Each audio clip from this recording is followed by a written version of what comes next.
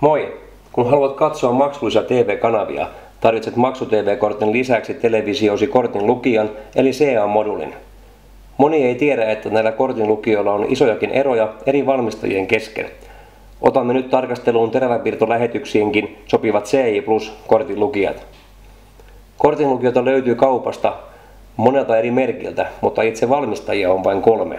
Suurin osa Suomessa myydyistä kortinlukijoista on joko kiinalaisen Smithin tai ranskalaisen Neotionin valmistamia. Tarkastelemme nyt näiden 2 eroja tavallisessa televisiokäytössä.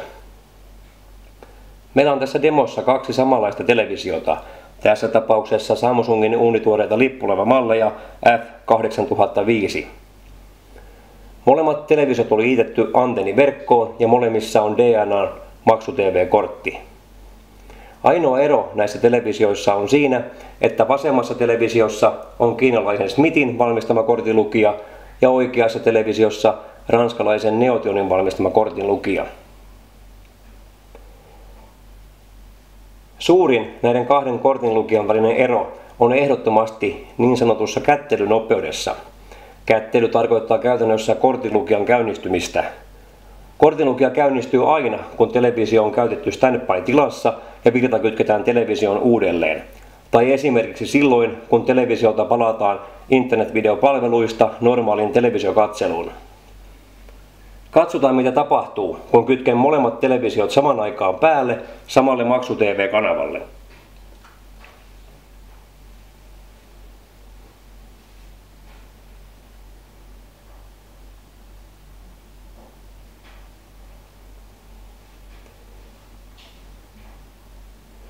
Huomaamme ison eron siinä, että Neotionin valmistama moduli avaa vapaan kuvan yli 12 sekuntia aikaisemmin kuin Smithin valmistama moduli.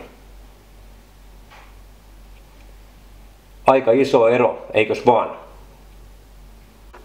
Testaamillamme eri televisiomerkeillä saatiin vielä isompiakin eroja Neotionin kortinlukijan hyväksi. Hidas kättelynopeus on harmillinen myös silloin, kun televisio käynnistetään vapaalle salamattomalle kanavalle.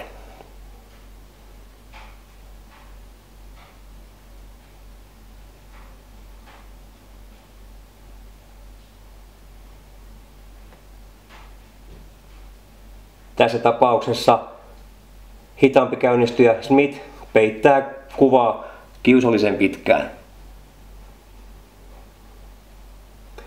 Kanavasurffaille tiedoksi myös tämä.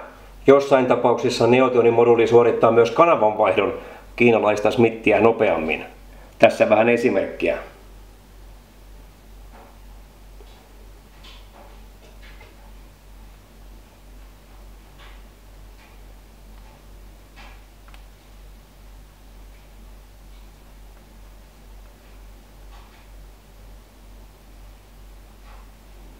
Näin.